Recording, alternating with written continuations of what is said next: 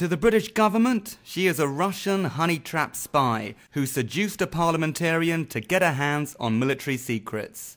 But Katia Zatuliveter walked out of a tribunal with her head held high on Tuesday after judges determined that she is not a threat.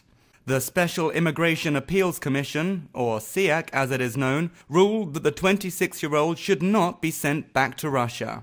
This was her solicitor, Tessa Gregory, speaking after the hearing.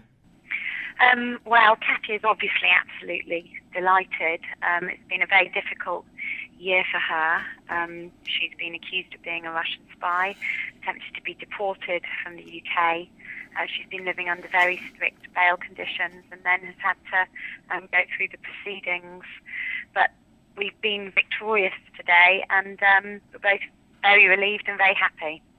The Home Office had argued that Zatuliveter was working for the Russian state and should be deported on the grounds of national security.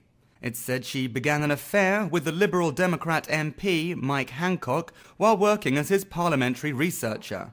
The SIAC hearing, most of which was held in secret, heard allegations she was placed in his office because he was a member of the Commons Defence Select Committee. But the tribunal's chairman, Justice John Mitting, concluded that there was no evidence that Zatuliveter was secretly working for Moscow.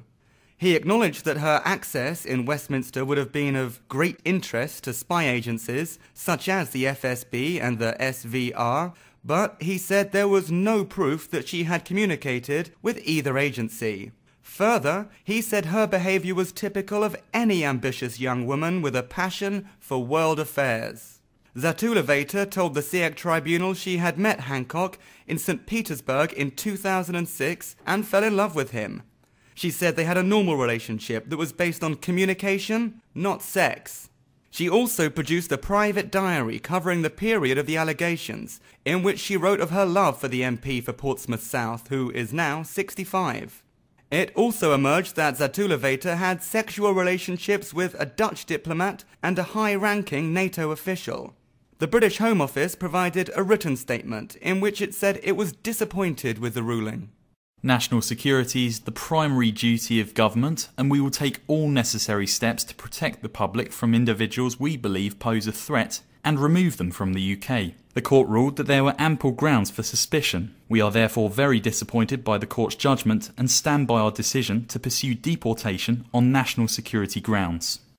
Earlier in the hearing, Zatuliveter's barrister, Tim Owen QC, attacked the UK Security Service over its investigation. MI5 had acted more like a bumbling Inspector Clouseau than the fictional spy hero George Smiley from Jean le Carre's Cold War-era book series, he said. Hancock, who resigned from his post on the Defence Select Committee, said he only ever had access to military documents that were already in the public domain.